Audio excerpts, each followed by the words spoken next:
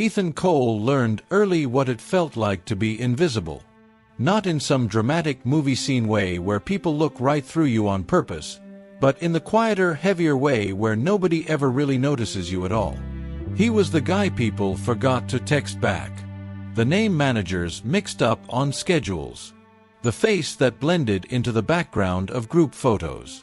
He didn't stand out, didn't complain, didn't cause problems. And somehow, that made him easy to ignore. At 22 years old, Ethan lived in a one-bedroom apartment that barely qualified as a home. The carpet was thin and permanently stained, the walls were off-white in that sad, tired way, and the heater made a rattling sound every time it kicked on, like it was arguing with itself about whether it wanted to keep working. The place smelled like microwaved food and burnt coffee. Not because Ethan was messy, but because he didn't have time or energy to care. Every morning started the same. Alarm at 6:10 a.m. snooze twice. Roll out of bed already tired. Cheap shower. Same jeans. Same hoodie. Same bus ride watching other people stare into their phones, looking like they were going somewhere important. Ethan worked customer support at a small tech company downtown. 8 hours of apologizing for problems he didn't cause, to people who acted like he personally ruined their day. "I understand your frustration," was basically muscle memory at this point. By the time his shift ended, most people went home. Ethan didn't. He grabbed a granola bar from his backpack, caught another bus, and headed straight to his second job at a grocery store. Stocking shelves, cleaning spills, smiling at customers who didn't even look at his face when they spoke to him. He worked until close, clocked out with sore feet and a stiff back, then rode home under streetlights that made the city look lonelier than it actually was. 2 jobs, 0 savings. Every paycheck had a plan before it even arrived. Rent first, utilities next, phone bill, bus pass, groceries if there was anything left. There was never anything left. No safety net. No, just in case. If something went wrong, it would go really wrong. Ethan knew that, and it sat in the back of his mind like a constant low-grade anxiety he couldn't shake. Still, he didn't complain. Complaining didn't pay bills. What Ethan did have, though, was a habit. A quiet one. After his second shift, after the city settled down and his neighbors stopped slamming doors, he'd sit on his bed with his laptop balanced on his knees.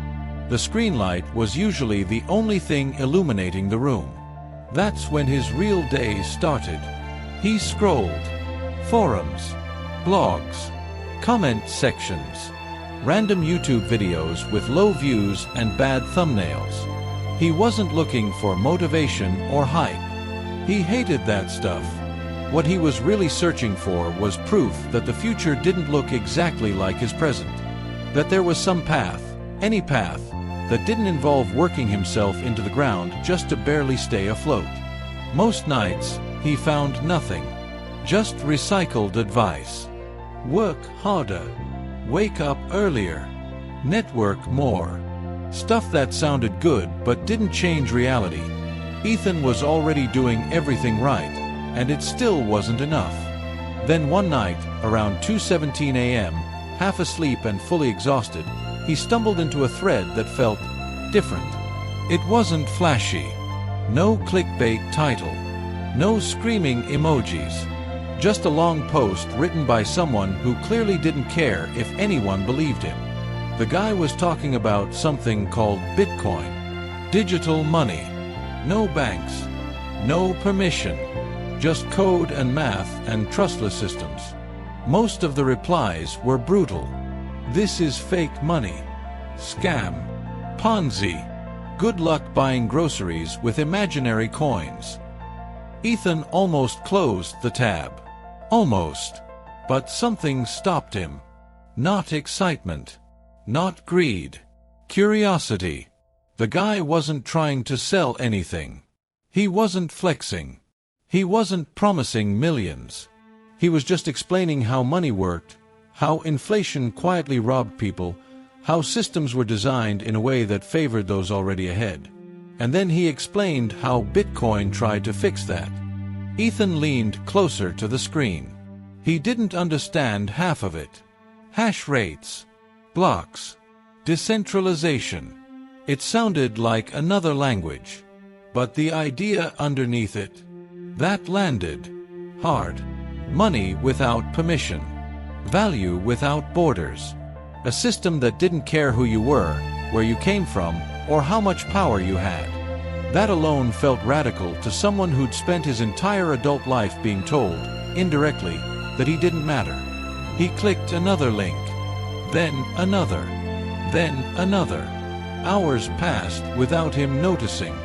The sky outside his window slowly shifted from pitch black to that dull pre-sunrise blue. Ethan rubbed his eyes, realized he hadn't slept at all, and laughed quietly to himself. He felt stupid and alive. While the world slept, Ethan read code. Not because he thought he'd found a shortcut to riches, but because for the first time in a long time, something made sense in a way that felt honest. Bitcoin didn't promise comfort. It didn't promise easy wins. It just existed, unapologetically, indifferent to opinions. Ethan respected that. Over the next few weeks, that thread became a rabbit hole. He started noticing Bitcoin mentions in places he'd never paid attention to before. Deep in comment sections, old podcasts, academic papers. It was like once the idea entered his head, it refused to leave. He started waking up earlier, not because he wanted to grind, but because his brain wouldn't shut off. He'd listen to talks during his commute, pausing them every few minutes to Google words he didn't understand. At lunch breaks, instead of scrolling social media, he read about monetary history. Gold standards, fiat currency, inflation cycles, stuff nobody around him ever talked about. The more he learned, the more uncomfortable he got. Not because it scared him, but because it explained too much. Why his parents worked their whole lives and still stressed about money. Why wages never seemed to keep up. Why saving felt pointless when everything got more expensive every year. It wasn't personal failure. It was structural. That realization hit him harder than any motivational speech ever could. But here's the thing, Ethan didn't rush in. He wasn't reckless. He didn't have money to be reckless with. He watched, observed, tracked prices like someone learning a new language. Bitcoin went up, then down, then sideways. People argued non-stop. Some called it the future. Others called it trash. Ethan stayed quiet. He started a private notebook. Just thoughts, questions, no hype, no predictions. He wrote about fear, about risk, about what it meant to believe in something before it was obvious. He wrote about how unfair it felt that most opportunities seemed to reward people who already had resources. That notebook became his anchor. At work, nothing changed. Customers still yelled. Managers still talked down to him. At the grocery store, customers still asked him where things were without saying hello. Life didn't suddenly get easier because he discovered an idea. But mentally, something shifted. For the first time, Ethan felt like he was early to something. Not early in the "I'm gonna be rich" sense, but early in awareness. Like he'd found a door most people walked past without even realizing it was there. One night, after a particularly rough double shift, Ethan sat on his bed staring at his bank account. The number was ugly. Embarrassing, even. He laughed quietly, shook his head, and closed the app. He thought about Bitcoin, about risk, about fear. He didn't want to gamble. He wanted to participate. That distinction mattered to him. He didn't make a move that night, or the next, or the next.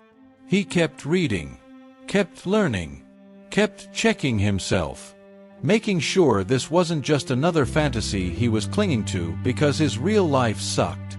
Eventually, though, a realization hit him so clean it almost felt obvious.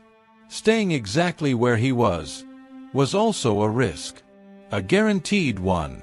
Ethan wasn't scared of losing money. He was scared of waking up at 40 still stocking shelves, still apologizing for problems he didn't cause, still invisible. That fear finally outweighed the other one. So he made a decision. A quiet one. No announcement. No dramatic moment. Just a calm choice made late at night, sitting alone in a room nobody else cared about. He would take a small step. Not to get rich. Not to escape overnight. Just to prove to himself that he was allowed to choose a different direction. Ethan closed his laptop, lay back on his bed, and stared at the ceiling as the heater rattled to life. His heart was pounding, not from excitement, but from clarity. For the first time in years, he wasn't just reacting to life. He was leaning into it, and he had no idea how much that single decision would cost him, or save him. Ethan didn't wake up the next morning feeling like a different person. There was no movie montage energy, no sudden confidence boost, no soundtrack playing in his head. His alarm still went off too early. His body still felt heavy. The same hoodie hung on the back of his chair. Life didn't care that he'd made a mental shift the night before. But something subtle had changed.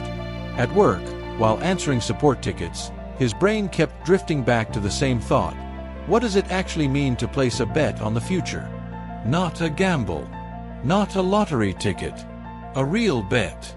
One where you accept the risk because you understand why it exists.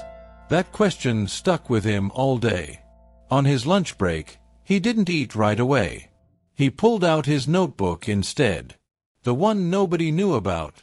He flipped to a blank page and wrote a single sentence at the top. Small moves. Real reasons. That became his rule. Ethan knew his situation too well to lie to himself.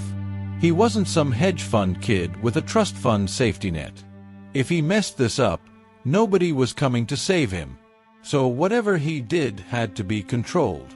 Boring. Almost unnoticeable. That night, he sat down and did something he'd never really done before. He audited his life. Not in a dramatic, self-help kind of way. Just numbers. Income. Expenses. What came in. What went out. Where the leaks were. It wasn't pretty. There wasn't much to optimize. But there were sacrifices he could make without completely hating his existence. He cut eating out entirely. Not that he did much of that anyway. He canceled one streaming service. Switched to a cheaper phone plan. Started walking instead of taking the bus on days when he wasn't exhausted. Little stuff. Annoying stuff. The kind of stuff people don't post about because it's not sexy. He opened a separate savings account and named it something simple. BTC. Seeing the letters there felt weird. Almost embarrassing. Like he was getting ahead of himself. But he left it. Every extra dollar went in there. Tips from co-workers. Loose cash. Anything that didn't already have a job. He wasn't rushing. He didn't even know if he'd follow through yet. This was just preparation. Weeks passed. Bitcoin's price moved like it always did. Up, down, sideways. Nothing dramatic. No fireworks. No, this is it moment. And that was actually reassuring. Ethan kept learning. Not from influencers. Not from hype videos. He avoided anything that smelled like someone trying to sell a dream. Instead, he leaned toward boring voices. Developers. Economists. People who spoke slowly and didn't promise outcomes. The more he learned, the more cautious he became. That surprised him. Most people, when they first discover something like Bitcoin, either go all in emotionally or run away scared. Ethan did neither. He respected it too much to rush. Then one night, after a 14-hour day that left his feet throbbing and his brain fried, he opened his bank app and stared at the balance. For once, there was a number there that didn't immediately make him anxious. It wasn't big, not even close, but it was something he'd built intentionally, slowly, quietly. That's when he realized something important. If he didn't act now, he might never act at all. Not because the opportunity would disappear overnight, but because fear has a way of turning hesitation into a permanent habit.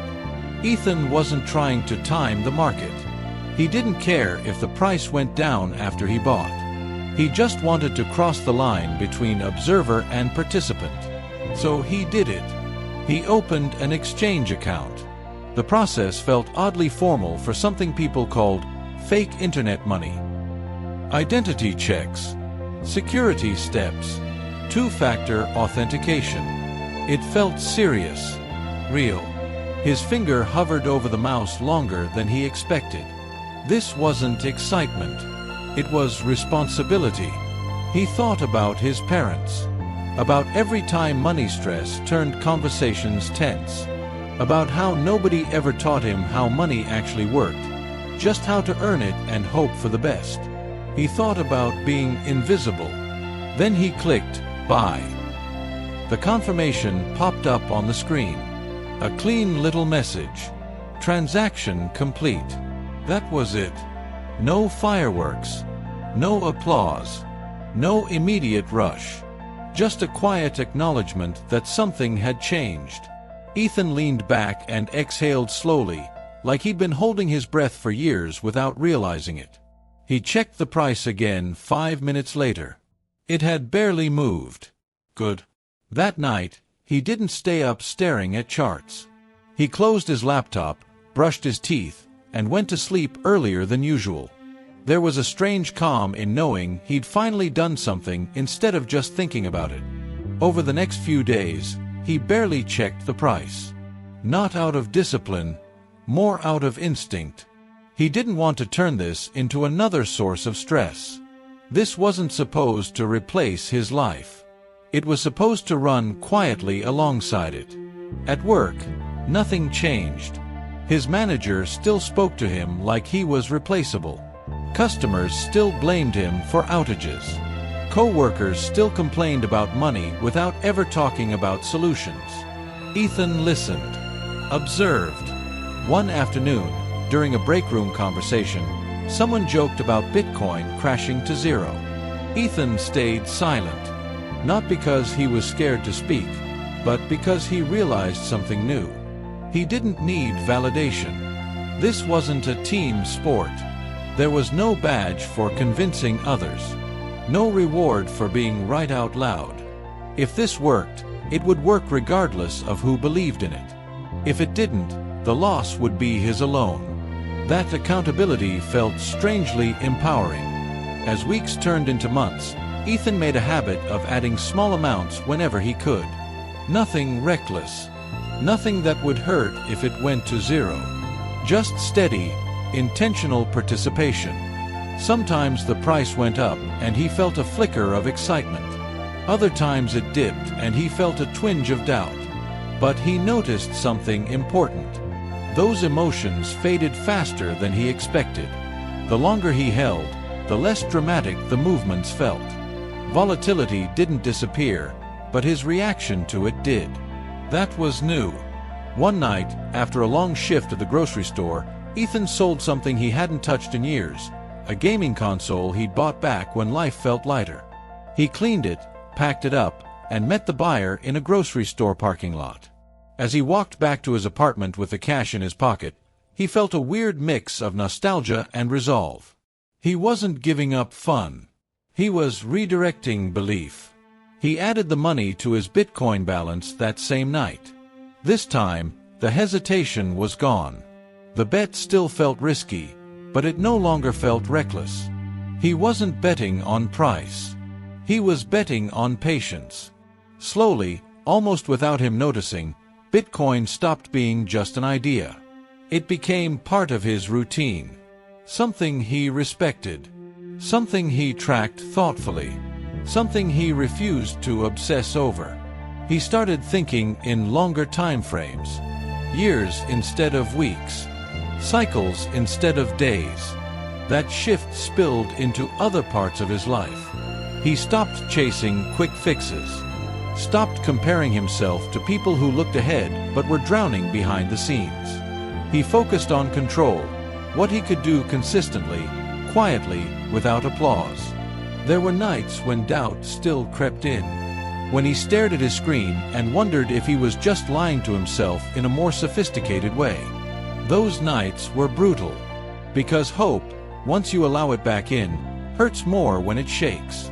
But every time that doubt showed up, Ethan asked himself the same question. Did I make this decision with information or emotion? And every time, the answer grounded him. He wasn't early because he was smart. He was early because he was willing to look stupid quietly. Months later, the price started to move more aggressively. Upward. Not dramatically at first. Just enough to be noticeable. Enough to make headlines in small corners of the internet. Enough for people to start whispering again. Ethan noticed, but didn't react. He'd already decided something important early on. He wouldn't let the market decide who he became. Whether this worked or failed, he wanted to be proud of how he handled it. Still, late at night, alone in his apartment, he sometimes opened his wallet and stared at the number. Not because it was huge, but because it represented something new. Agency. For the first time in his adult life, Ethan wasn't just exchanging hours for survival. He was building exposure to something bigger than his paycheck. Something that didn't care about his job title, his background, or how invisible he felt. He didn't know where it would lead. He just knew he'd finally placed his first real bet, not on Bitcoin alone, but on himself. And he had no idea how loud the world would get once that bet started paying attention back. Ethan didn't plan on telling anyone. That wasn't some strategic secrecy thing, like he thought people would steal his idea or front-run him or whatever. It was simpler than that. This thing he was doing, this slow, quiet bet, felt personal, fragile, like saying it out loud would expose it to unnecessary noise. Opinions, judgment, doubt that wasn't his. So he kept it to himself. At least at first. Life has a way of dragging your private choices into the open when you least expect it. For Ethan, it happened on a random Friday night, sitting on a beat-up couch in his friend Mark's apartment. Cheap beer. Takeout boxes on the floor. A couple of guys half watching a game nobody really cared about. Ethan had his laptop open, pretending to check emails while actually glancing at a price chart. Not obsessively, just a quick look. Habit more than hype. Mark leaned over. What's that? Ethan hesitated for half a second too long. Nothing, he said, automatically. Mark squinted at the screen. Nah, hold up. That looks like some stock chart or something. Ethan sighed. He could have closed the laptop, could have brushed it off. But something in him didn't want to dodge anymore. It's Bitcoin, he said. Calm, flat, no pitch. The reaction was instant. Laughter. Not malicious. Not cruel. Just casual dismissal. The kind that stings more because it's effortless. Bro, you serious? One of them said. That fake internet money? I thought that thing already died. You gonna buy pizza with it or what? Ethan smiled, but it didn't quite reach his eyes. He shrugged. I'm just learning, he said. That made it worse. Oh, he's learning, Mark repeated, laughing. Careful, man. That's how you end up broke on Reddit talking about the tech. Someone else chimed in. Didn't some dude lose everything on that? Sounds like a straight-up scam. Ethan didn't argue, didn't defend it, didn't try to convince anyone. He just nodded, took a sip of his beer, and let the conversation move on. Outwardly, he looked fine. Inside, something tightened. Not because they disagreed, but because for a split second, he wondered if they were right. That doubt followed him home. It crept into his apartment with him, sat quietly while he brushed his teeth, lingered as he lay in bed staring at the ceiling. He replayed the laughter in his head, not angrily, but analytically, trying to figure out why it bothered him so much. It wasn't embarrassment. It was fear. Fear that he'd built this fragile sense of purpose on something that could vanish. Fear that he'd mistaken curiosity for intelligence. Fear that wanting something different had blinded him. The next morning, he woke up earlier than usual and checked the price. Down. Not a little. Enough to notice. Ethan closed the app immediately. He told himself it didn't matter. He hadn't planned to sell. He understood volatility. This was normal. He'd literally read about this exact thing. Still, his chest felt tight. At work, he caught himself refreshing charts during bathroom breaks. Just quick glances. Just to stay informed, he told himself. Each red number felt heavier than the last. By lunchtime, the doubt had teeth. He pulled out his notebook and flipped back through old pages. Notes about money systems, risk management, long-term thinking. Stuff he'd written when he felt calm and logical. He forced himself to read them slowly.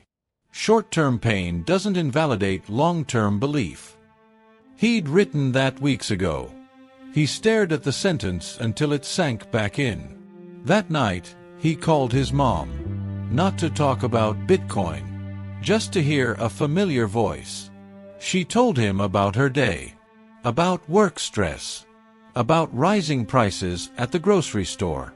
About how everything felt more expensive but nothing paid better. Ethan listened quietly. "You working too hard, honey," she said, like she always did. "Don't forget to take care of yourself." "I know," he replied. He almost told her. Almost mentioned Bitcoin. Almost asked her what she thought. He didn't. He wasn't ready to hear her worry. A few days later, the topic came up anyway. Family dinner. Cheap takeout. Everyone sitting around the table, half tired, half annoyed. Someone mentioned an article about crypto scams. Lost savings. People getting wrecked. His dad looked at Ethan. "You messing with that stuff?" The question wasn't angry. Just concerned. Protective.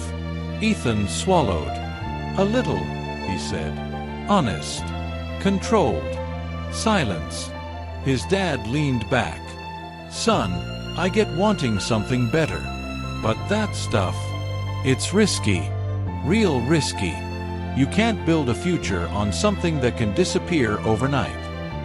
His mom nodded. "We just don't want you getting hurt." There it was. Not mockery this time. Fear. That hit harder. Ethan nodded. "I get it. I'm being careful." His dad sighed. "Careful doesn't change math. Work hard. Save. That's how you stay safe." Ethan didn't argue. He knew his dad meant well. He also knew his dad had done exactly that his whole life, and still stressed about money every month. The conversation moved on, but the weight stayed. That night, Ethan didn't open charts. He didn't read forums. He just sat on his bed, notebook open, pen in hand, not writing anything. He felt torn. On one side, logic, research, conviction built slowly over months. On the other, the collective voice of everyone he trusted telling him this was a bad idea. That's when Ethan realized something uncomfortable. Belief is lonely before it's popular. Nobody claps for you when you're early. They warn you. They laugh. They tell you to be realistic. And most of the time, they're not even wrong. Most ideas fail. Most bets don't work out. The world teaches you that caution equals intelligence. Ethan wasn't trying to be reckless. He was trying to be intentional. But intention doesn't protect you from doubt.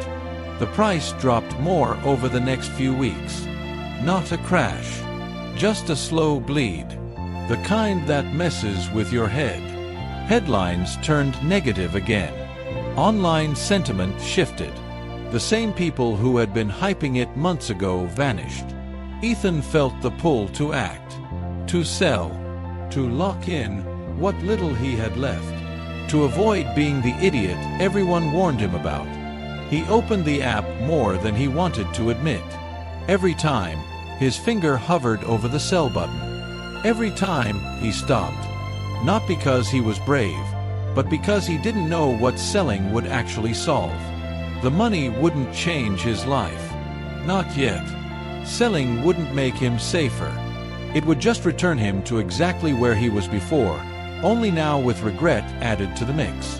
One night, after a particularly rough day at work where a customer screamed at him over something completely out of his control, Ethan came home and sat in the dark.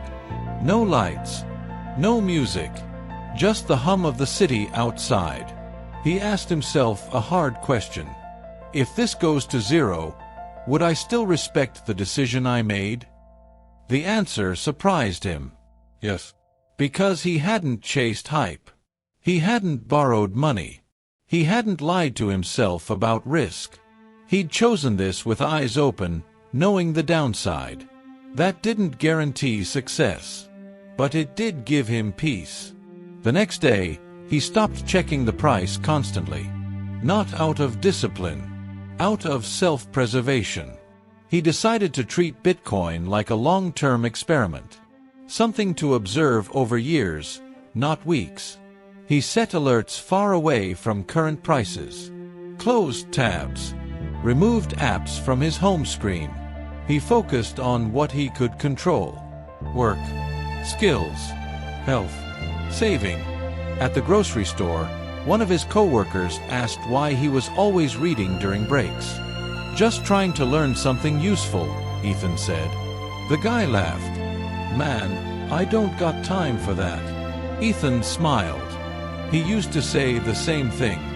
Weeks turned into months.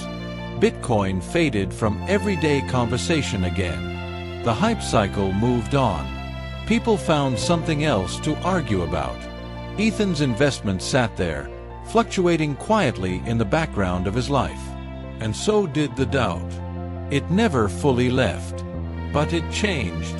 Instead of being loud and paralyzing, it became a low hum, a reminder to stay humble, stay cautious, stay honest with himself. Then, slowly, something shifted. The price stabilized. Not a moonshot. Not a pump. Just steadiness. Ethan noticed, but didn't celebrate. He'd learned something important during the downturn. Confidence built in silence is stronger than confidence built on applause. One afternoon, Mark texted him. Yo, Bitcoin still a thing? Ethan stared at the message for a moment before replying. Yeah, he typed. Still learning. That was the truth. He wasn't trying to prove anyone wrong anymore. He wasn't trying to win arguments. He was trying to understand himself. Because somewhere between the laughter, the warnings, the red charts, and the quiet nights alone with his thoughts, Ethan realized something deeper than money. Most people don't fail because they're wrong. They fail because they can't stand being alone with their belief long enough to see it tested. Ethan didn't know yet whether Bitcoin would change his life. But he knew this much for sure. He was done letting other people's fear decide his future. And whether the market went up or down next, the real test wasn't on the screen. It was inside him. The first real win didn't come with fireworks. There was no dramatic spike that sent Ethan jumping out of his chair. No sudden headline screaming that everything had changed. It crept in quietly, almost politely, like it didn't want to scare him off. Ethan noticed it on a random Tuesday morning. He was standing at the bus stop, half awake, scrolling through emails he didn't care about, when he checked the price without really thinking. At first, his brain didn't register what he was seeing. The number looked off. Higher than usual. Enough that it made him blink and look again. He refreshed. Still there. Bitcoin was up. Not just for the day. For the week. For the month. Ethan locked his phone and shoved it back into his pocket like it had done something wrong. His heart was pounding. Not excitement. Not yet. More like disbelief. At work, he tried to focus, but his attention kept drifting. He wasn't watching charts anymore.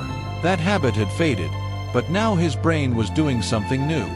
Math. Quiet, dangerous math. If it goes to this level, if it keeps climbing, if I just hold. He caught himself and forced the thoughts down. He'd promised himself he wouldn't let price action take over his life again. That was the old version of him. The one who reacted emotionally instead of strategically. Still, it was hard to ignore. Over the next few weeks, the trend held. Pullbacks came, but they were shallow. Recoveries were fast. The tone online shifted. Slowly at first, then faster. The same people who had gone quiet during the downturn started posting again. Bitcoin wasn't dead anymore. It was interesting. That's how it always started.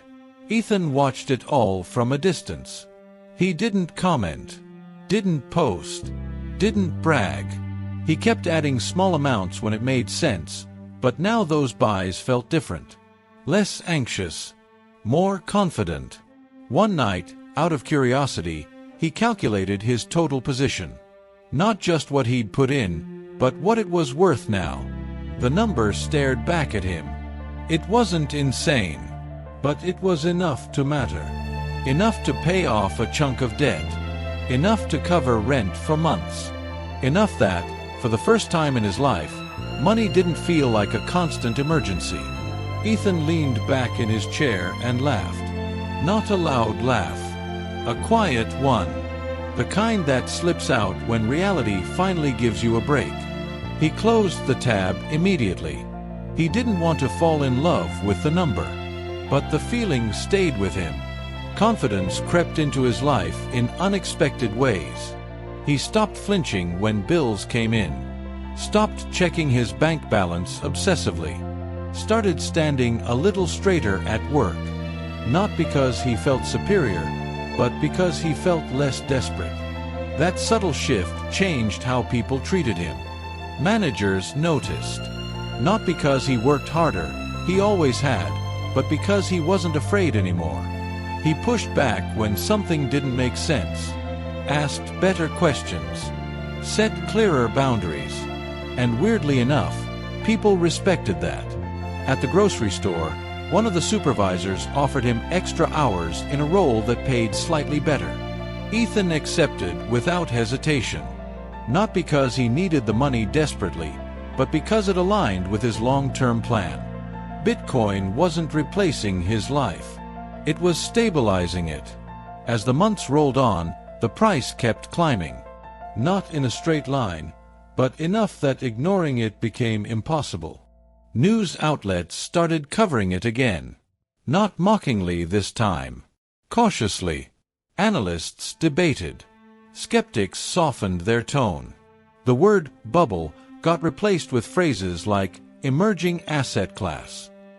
Ethan noticed something else too. People around him changed.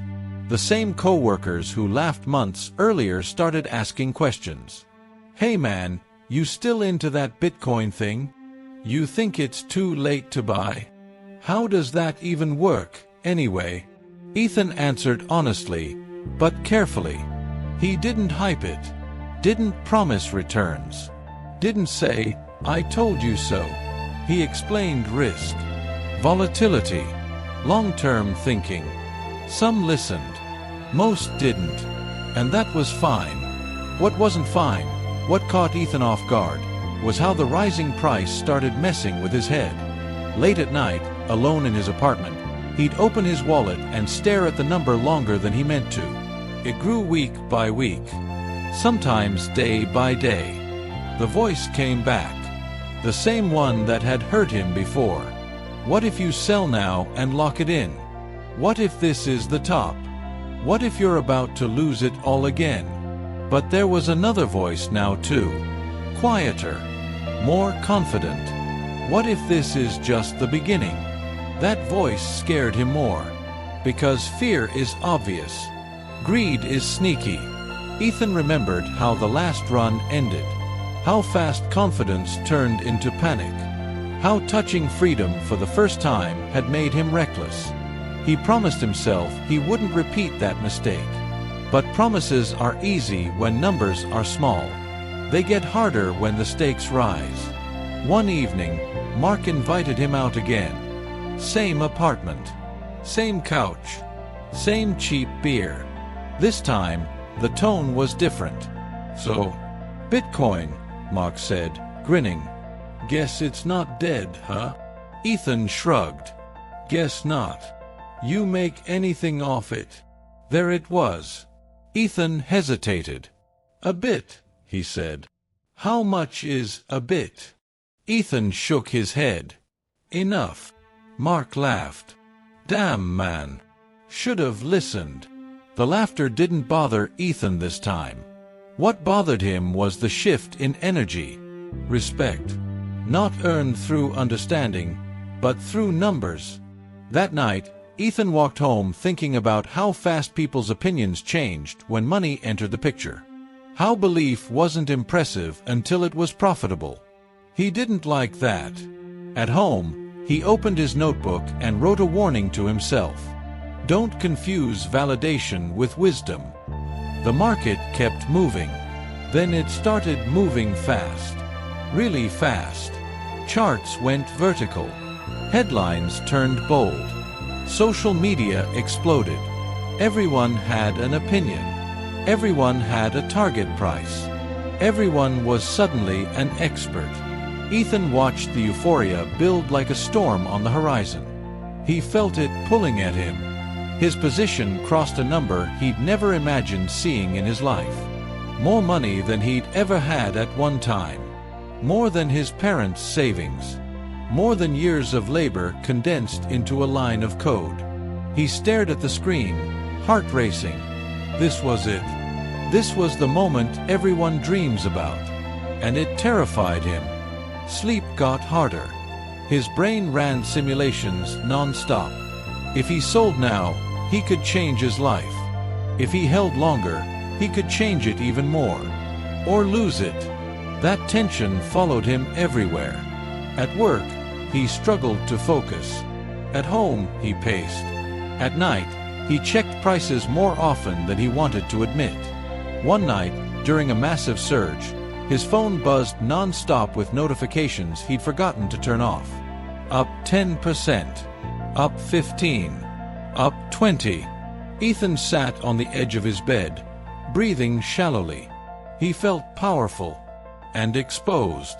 He imagined quitting his jobs, telling his manager exactly how replaceable they were, moving somewhere better, finally feeling ahead instead of behind. The fantasies were intoxicating and dangerous. That's when he made his mistake. Not a big one, not obvious, but a fatal shift in mindset. He stopped asking, "What's my plan?" and started asking, "How much more can this go up?" He told himself he was being patient. In reality, he was getting greedy. The warning signs were all there. He stopped adding regularly and started waiting for dips that never came. He refreshed charts obsessively. He paid attention to influencers he'd ignored before, because now they were saying things he wanted to hear. This time is different. Institutions are coming. There is no top. Ethan didn't fully believe them, but he didn't fully ignore them either. He felt smarter than before, battle-tested, scarred from the last cycle. Surely he wouldn't make the same mistake twice. Surely.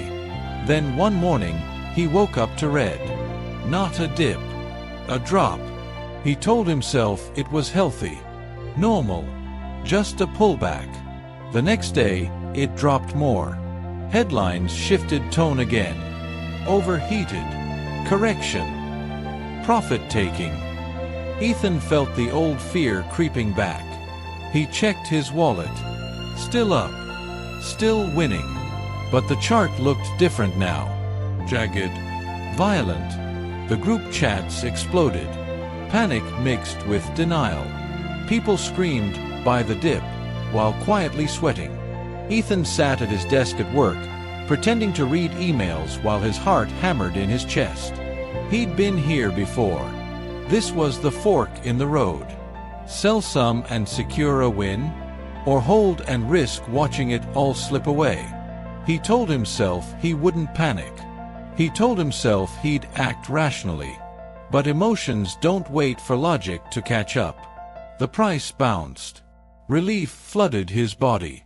"See," he whispered to himself. "You almost messed up."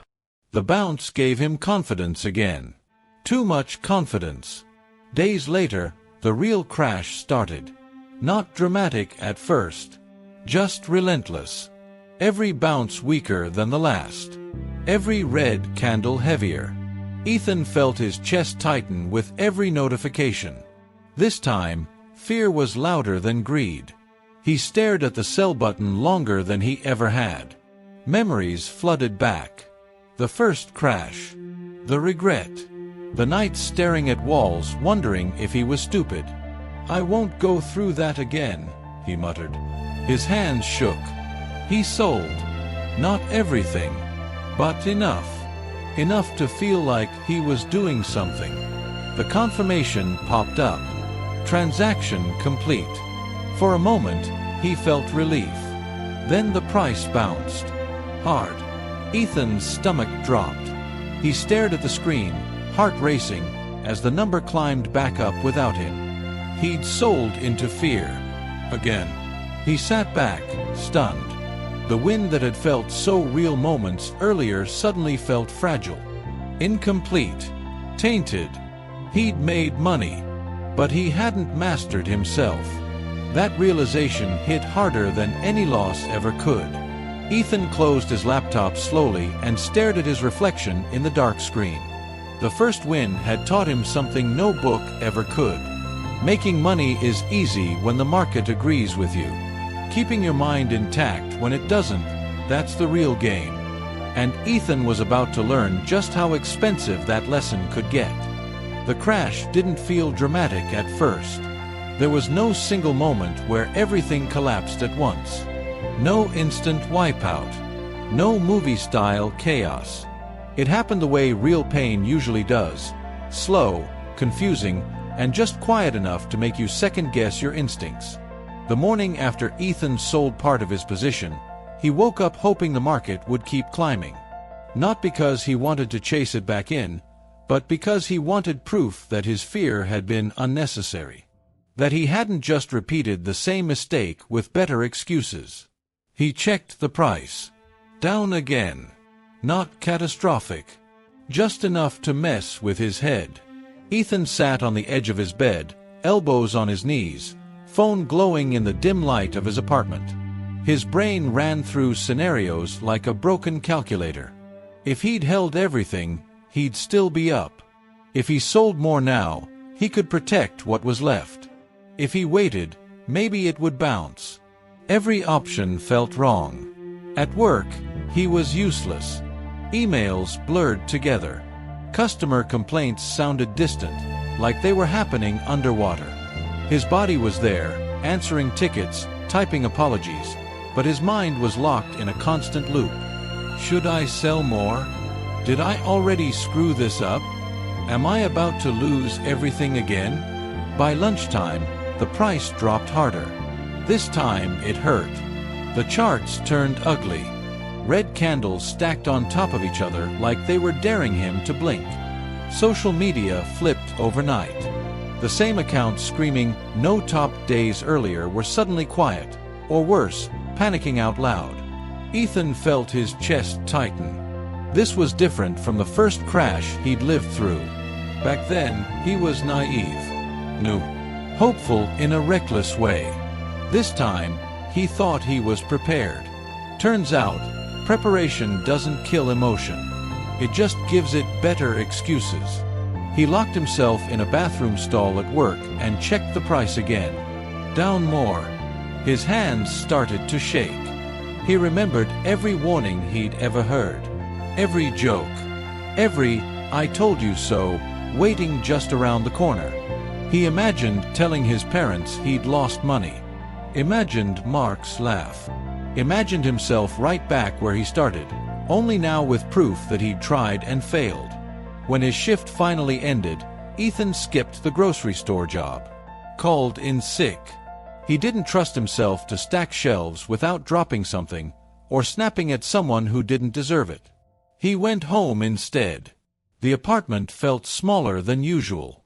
The air heavier. He didn't turn on any lights. Just sat at his desk, laptop open, charts glowing like a bad omen. The market kept bleeding.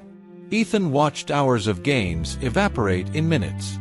Days of confidence erased candle by candle. He refreshed obsessively, like doing it enough times might change reality. It didn't. His phone buzzed with messages. Group chats. Notifications. Panic disguised as jokes. Welp, guess it's over. Should have sold yesterday. Buying opportunity or death spiral. Ethan muted everything. This wasn't noise.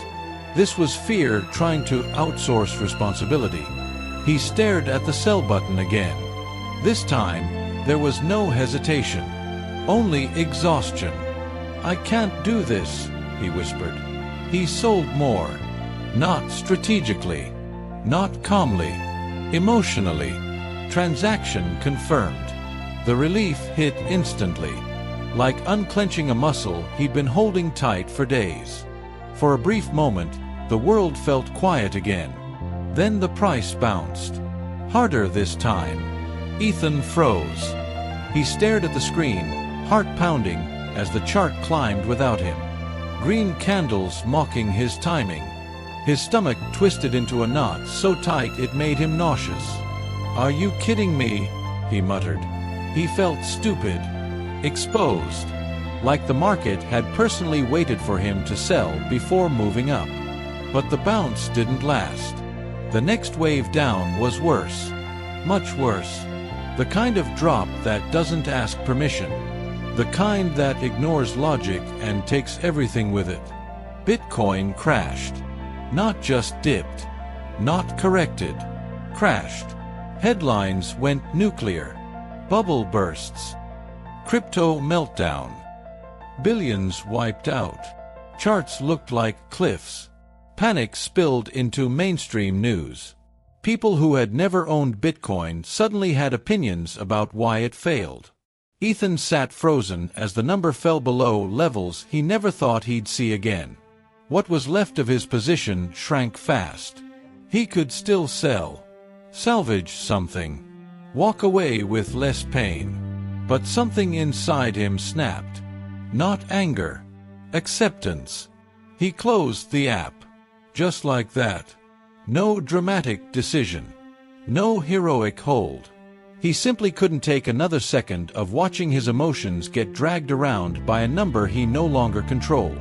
He shut the laptop and leaned back in his chair, staring at the ceiling as his heartbeat slowly returned to normal. Silence filled the room. No charts. No notifications. No noise. Just him. And the realization that he felt empty. Not sad. Not angry. Empty. That night, Ethan didn't sleep. Not because he was checking prices, but because his brain kept replaying everything that led up to this moment. Every decision. Every rationalization. Every time he'd told himself he was different now.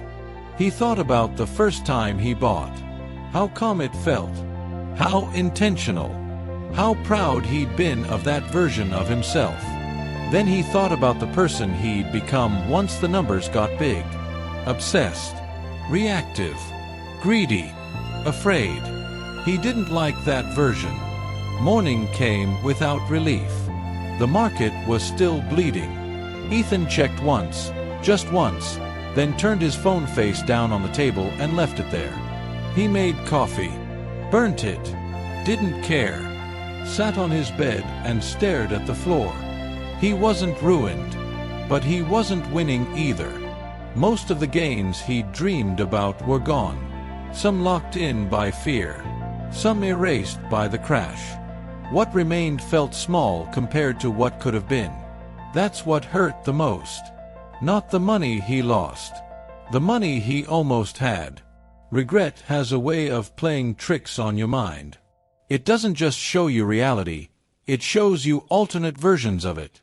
Timelines where you did everything right. Where you sold at the top. Where you were disciplined and calm and rich. Those timelines haunted Ethan. At work, people noticed something was off. "You good, man?" a coworker asked. "Yeah," Ethan lied. Mark texted him. "Damn.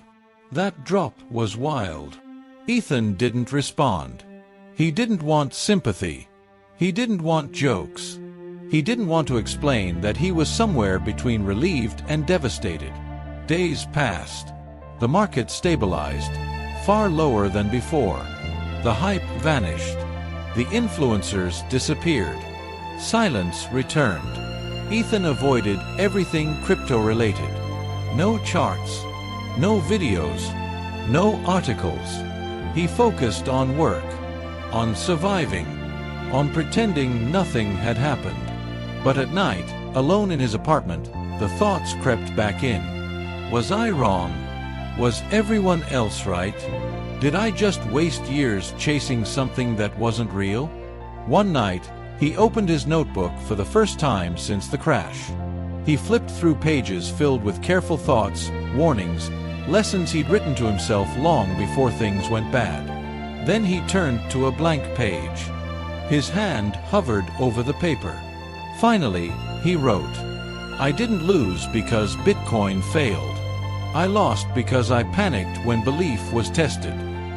Seeing it written down hurt, but it also clarified something important. This wasn't the end of the story. It was the cost of tuition. Ethan didn't know yet whether he'd ever touch crypto again.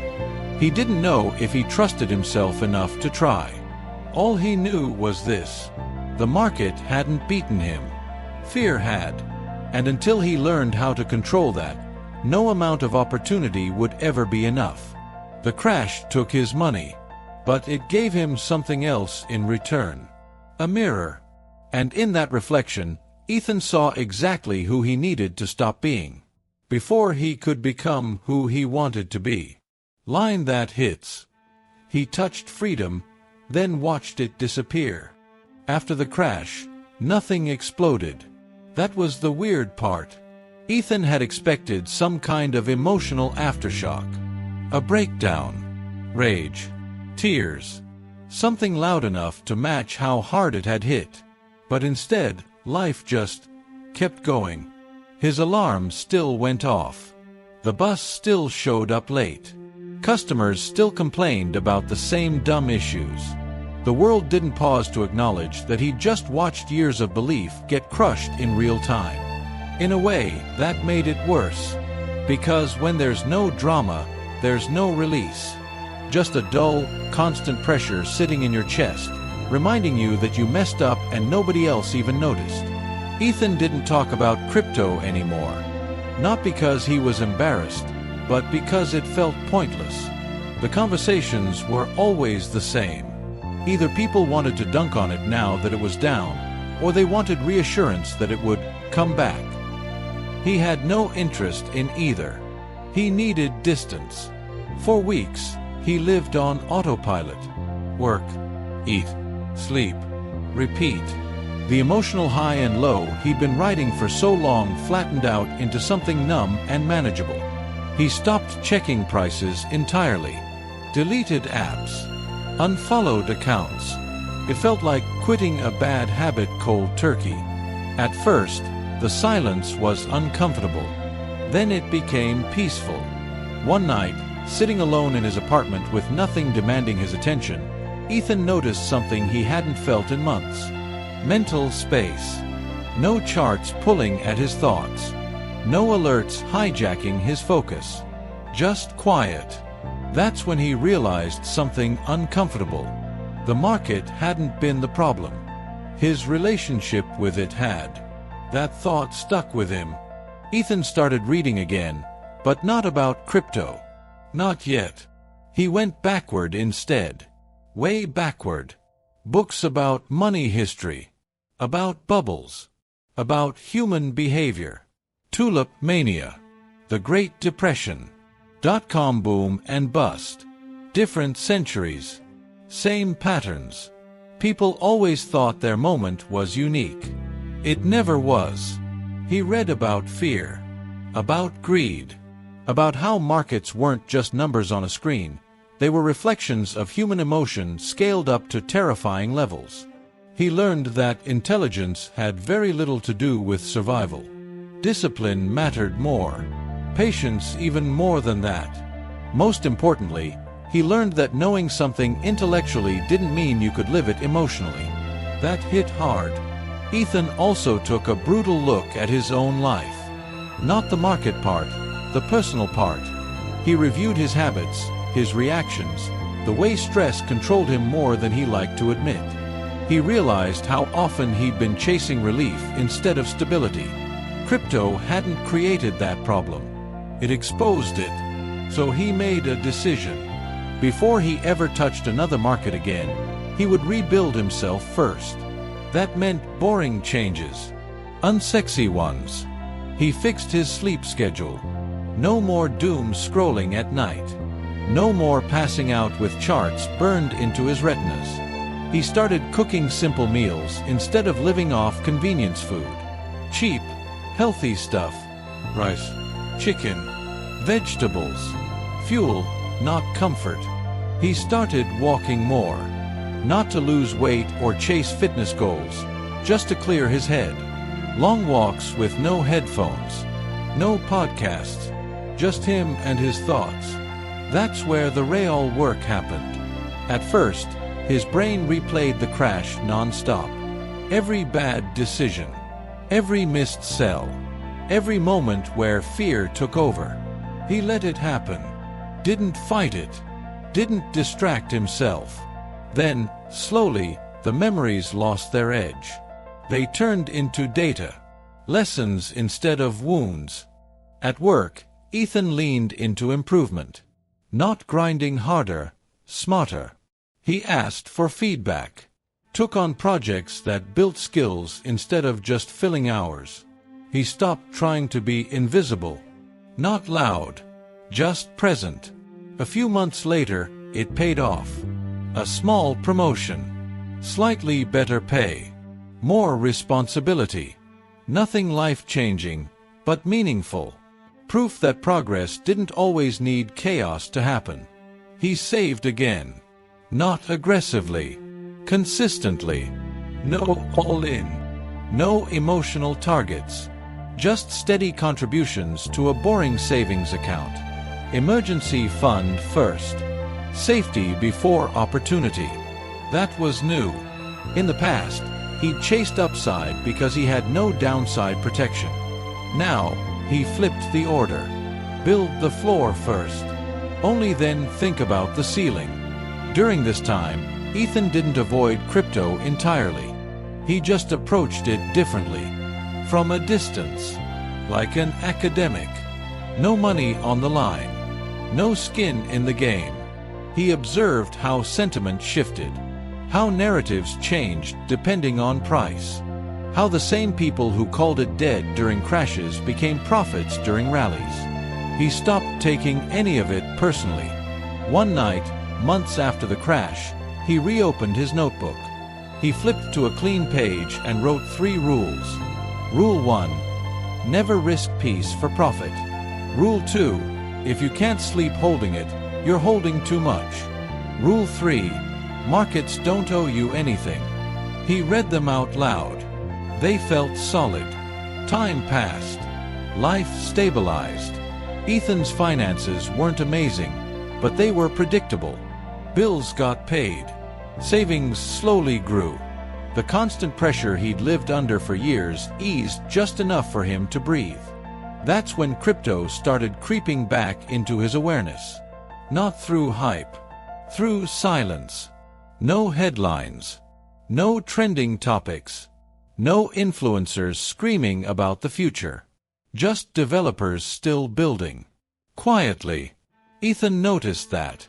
He started reading technical updates, network improvements, adoption in places nobody talked about, countries with broken currencies, people using Bitcoin not to get rich, but to survive. That perspective changed everything. This wasn't about numbers going up. This was about utility, about optionality, about having an exit when systems failed. Ethan didn't feel excitement. He felt respect. Months later, the price was still low, boring, forgotten. And that's when the idea returned. Softly, what if the real mistake wasn't selling during the crash, but quitting the process afterward? Ethan didn't act immediately. He sat with the thought for weeks, tested it, challenged it, made sure it wasn't just hope sneaking back in wearing logic as a disguise. Eventually, he opened his savings spreadsheet and ran the numbers. He could afford to re-enter. Not big, not flashy, but responsibly. No borrowing, no leverage, no fantasy, just participation. One evening, he sat at his desk, the same desk where he'd panicked months earlier. Same chair, same apartment, different mindset. He opened an exchange account again. The process felt familiar, but this time it didn't feel heavy. His heart wasn't racing. His hands weren't shaking. He wasn't chasing anything. He bought a small amount, smaller than before, so small it almost felt pointless. But when the confirmation popped up, Ethan smiled. Not because he expected a win, but because he trusted himself again. That was the real rebuild. Not his portfolio, his discipline. Ethan closed the laptop and leaned back, staring at the ceiling as the heater kicked on with its familiar rattle. He wasn't early. He wasn't late. He was ready. And this time, he wasn't going to announce it, defend it, or fantasize about it. He was going to build in silence. Because the strongest moves don't need an audience. They just need time. Ethan didn't feel like he was starting over. That was the first difference. The first time he got into crypto, it felt like a rush. Like he'd stumbled into a secret club and couldn't wait to tell people about it. This time, there was no adrenaline, no urgency, just a quiet awareness that he was stepping back into something familiar, with scars. And scars change how you move. He didn't watch prices every day. Sometimes weeks went by without him logging in. He'd set a reminder, glance at the chart, nod, and move on. No emotional spike. No internal monologue trying to predict the future. That alone told him he wasn't the same guy anymore. Back then, every dip felt personal. Every green candle felt like validation. His mood lived and died with the market. Now, the market felt separate. Something he participated in, not something that owned him. He kept buying, slowly. Not on hype days. Not after news. Just consistent, boring entries when fear was thick and excitement was nowhere to be found. The kind of days where crypto Twitter was silent or angry. Where headlines said the experiment was over. Those were his favorite days. He remembered something he'd read during his rebuilding phase. Real opportunity rarely announces itself. It usually whispers. And most people are too distracted by noise to hear it. Ethan started tracking sentiment more than price. He paid attention to language. Words like dead, scam, never coming back. He'd seen this movie before. Same script. Different actors. The difference now was that he didn't need to be right quickly. Time was his weapon. At work, life continued improving. He moved teams, learned new skills, became someone people trusted. Not flashy, reliable. That steadiness leaked into everything else. His finances, his health, his thinking. For the first time in his adult life, Ethan felt grounded. Crypto was no longer an escape plan. It was just one piece of a larger picture. Then something interesting happened. The market stopped falling. Not dramatically. No V-shaped recovery. Just stabilization. Long stretches of sideways boredom. Volume dried up. Attention moved elsewhere. That's when doubt crept back in. Not panic, but skepticism. What if this time really was different? What if he was wrong again? Ethan didn't push the thought away. He sat with it, examined it, compared it to his rules. He wasn't overexposed. He wasn't stressed. He wasn't depending on it to save him. If it went to zero, his life would still work. That was the test. And he passed it. So he stayed. Months turned into a year. During that time, Ethan watched something subtle but important unfold. Infrastructure improved. Regulation clarified in some places. Adoption ticked up quietly in others. Nothing headline-worthy. Just slow, unsexy progress. Builders were still building. That mattered more than price. Then the first rally hit. Small at first. Almost suspicious. Ethan noticed it but didn't react. He'd been trained by pain not to celebrate too early. When it pulled back, he didn't flinch. He remembered the crash. How hope had hurt more than loss. So he stayed emotionally flat. When the rally resumed and pushed higher, he didn't feel joy. He felt confirmation. Not that he was right, but that his process was working. Friends started mentioning crypto again. Carefully. Like testing the temperature of the room. Ethan didn't engage much. He didn't want to contaminate his mindset with outside expectations. The market doesn't care who knows you're in. It only cares how you behave. As prices climbed, Ethan adjusted nothing. Same schedule. Same amounts. Same rules. The temptation to go bigger showed up, but he recognized it instantly. Old patterns don't disappear. They wait. He acknowledged the urge, smiled at it, and ignored it. That was growth.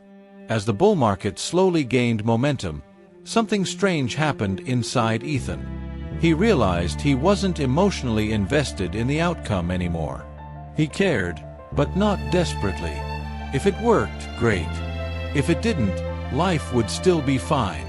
That detachment made him dangerous, in the best way. While others chased breakouts, Ethan refined exit strategies. Not prices, but conditions. He wrote down scenarios.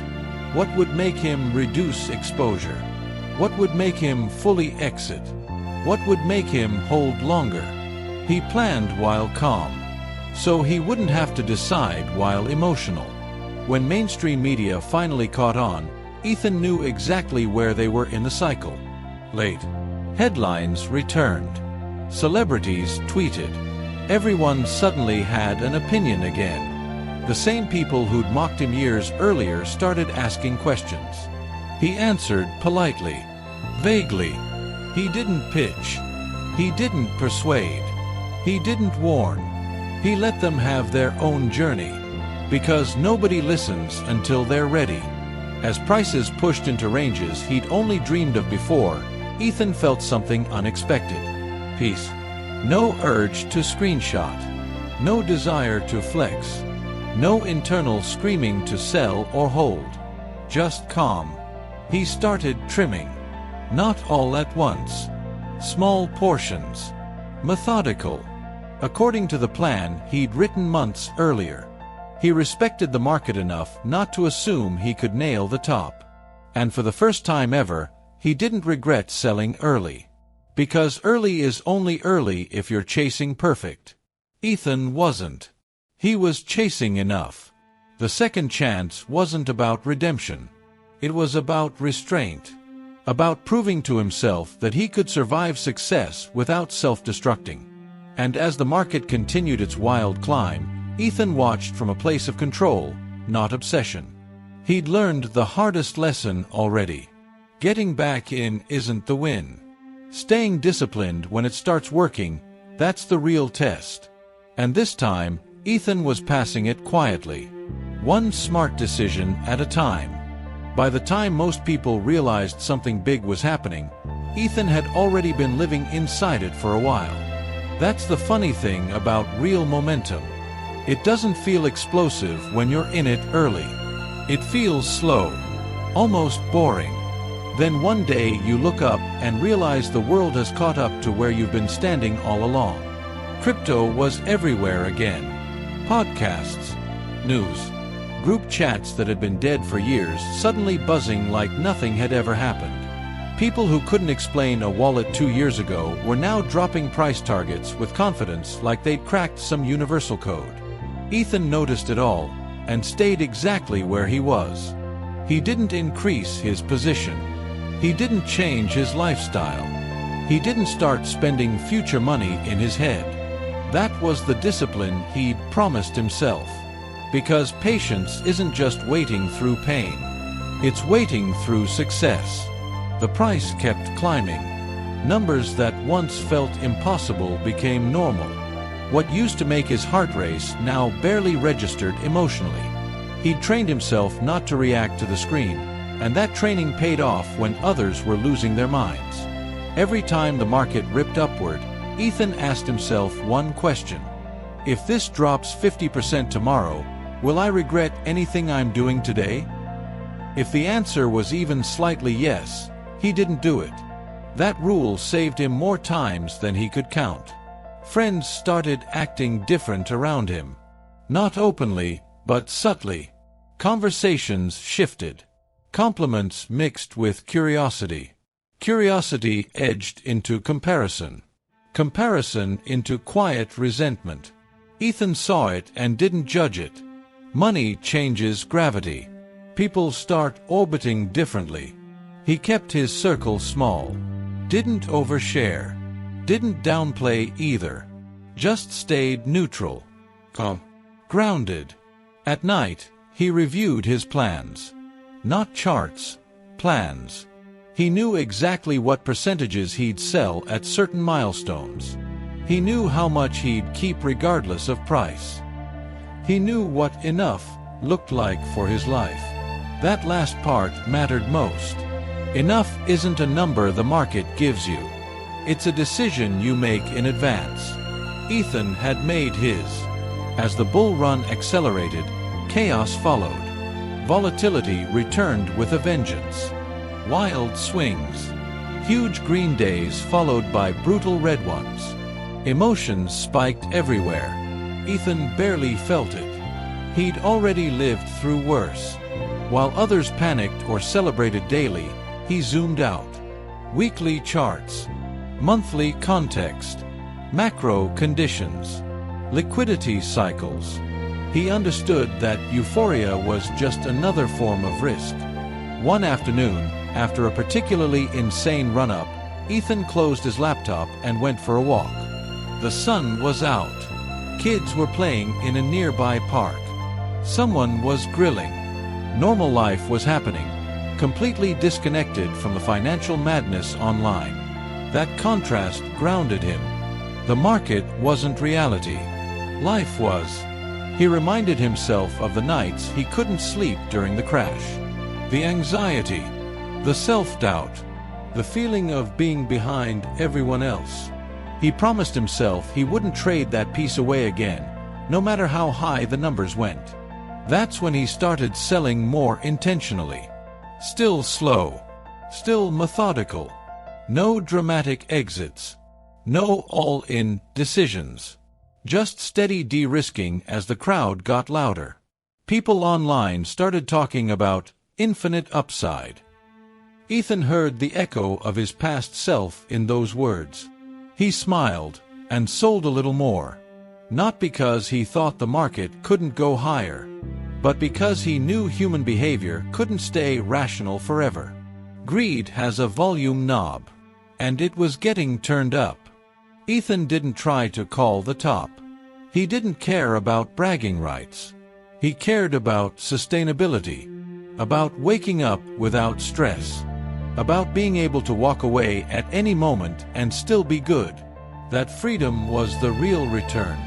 By the time crypto reached peak cultural saturation again, Ethan was already mostly out.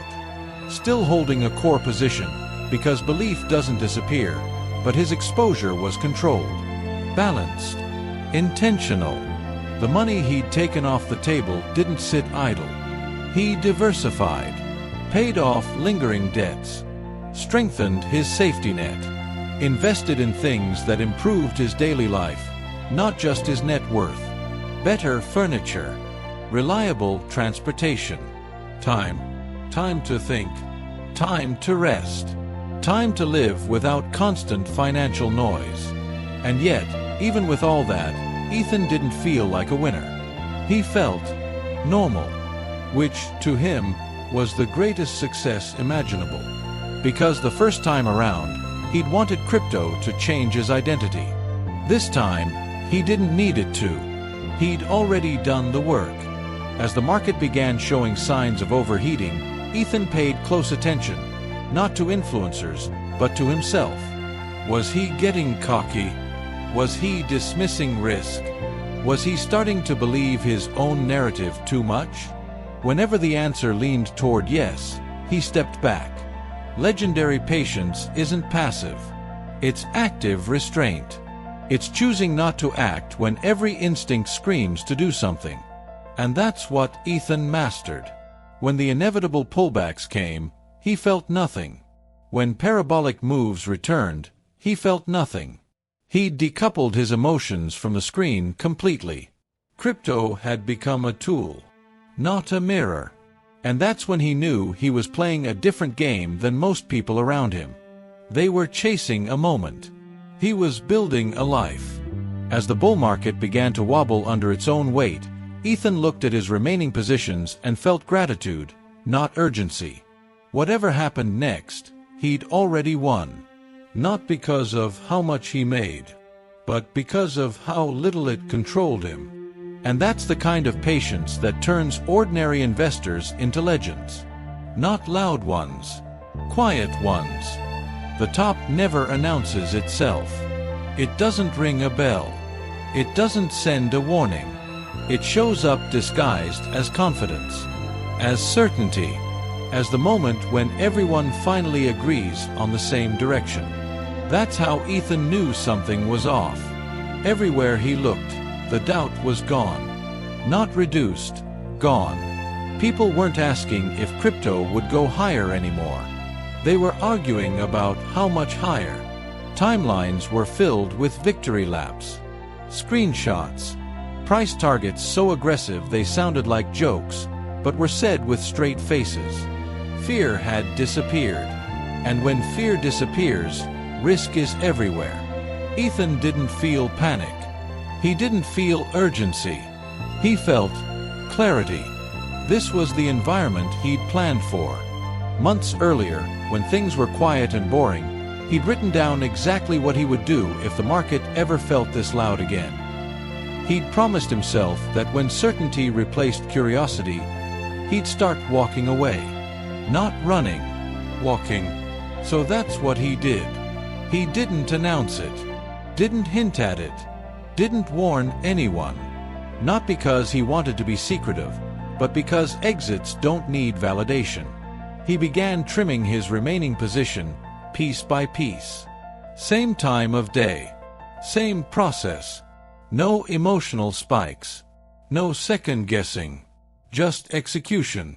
While others stayed glued to 5-minute charts, Ethan barely looked at price. He focused on liquidity, on leverage metrics, on how crowded trades were becoming. Everything pointed to the same conclusion. This wasn't early anymore. It was fragile. One night, after placing another sell order, Ethan closed his laptop and sat in silence for a while.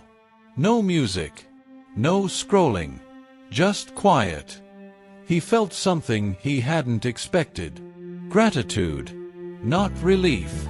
Not excitement. Gratitude. For the mistakes that taught him. For the crash that humbled him. for the patience that shaped him into someone who could actually handle this moment. The first time he'd been here, years earlier, he'd blown it. This time, he was present. As prices pushed even higher, the noise got unbearable. New people flooded in. Old skeptics flipped bullish overnight. Everyone had a reason why. This time is different. Ethan recognized that phrase instantly. It's always different, until it isn't. He sold again. And again. Always smaller chunks. Always unemotional. There was no dramatic final trade. No cinematic moment. No last sell at the top. Just a gradual disengagement. By the time the market finally rolled over, Ethan was mostly out. Not completely. He'd left a small position, because belief doesn't vanish, but his exposure was light enough that volatility couldn't touch his peace. When the first big drop hit, panic spread fast. Group chats went silent. Influencers scrambled to explain. Confidence cracked. Ethan watched it all from a distance. No satisfaction. No, I told you so. Just understanding. He knew what came next. Denial. Bargaining. Hope. He'd lived it before. As the drawdown deepened, people reached out. Old friends. New ones. Some wanted advice. Others wanted reassurance. A few just wanted someone to blame. Ethan listened more than he spoke. When he did speak, he kept it simple. Protect your peace. Have a plan. Don't let the market decide who you are.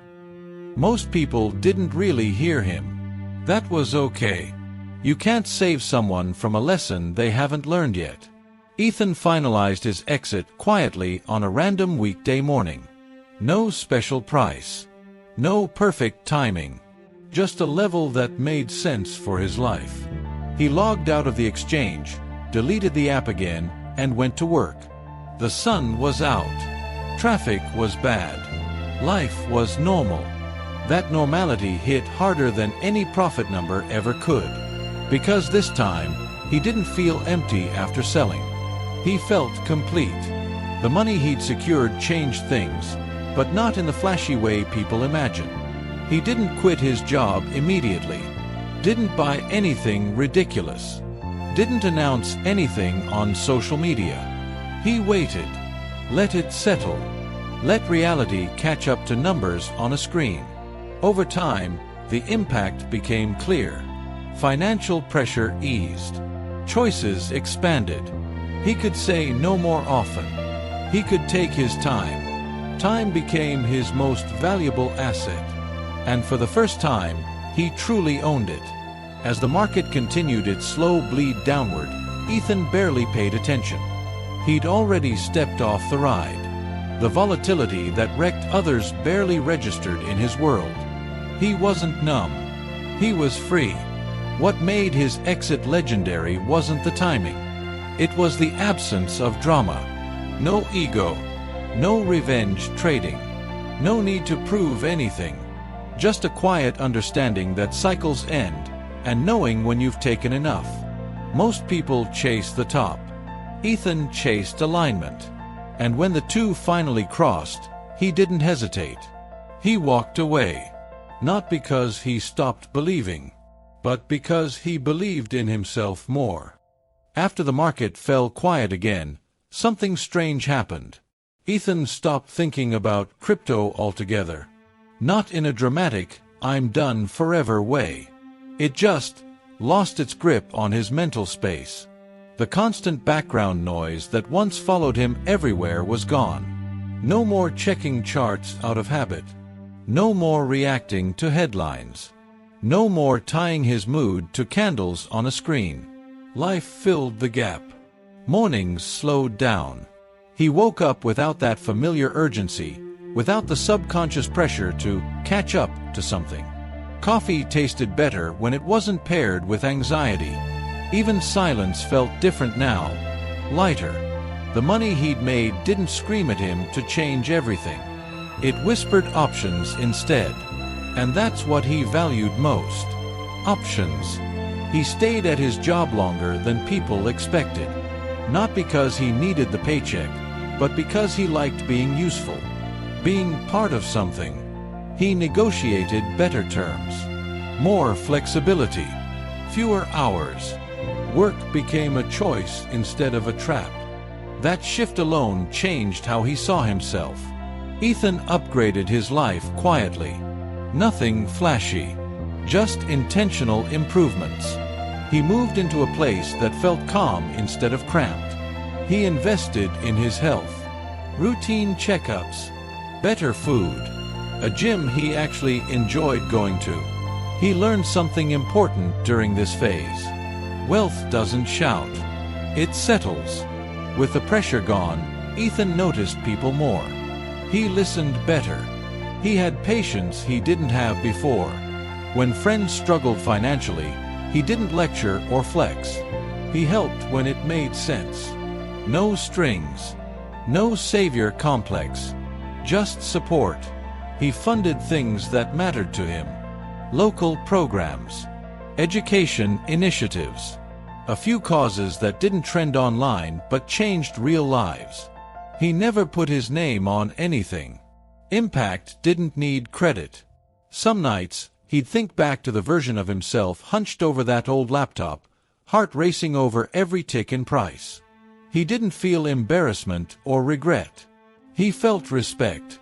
That version of him took a risk with the tools he had.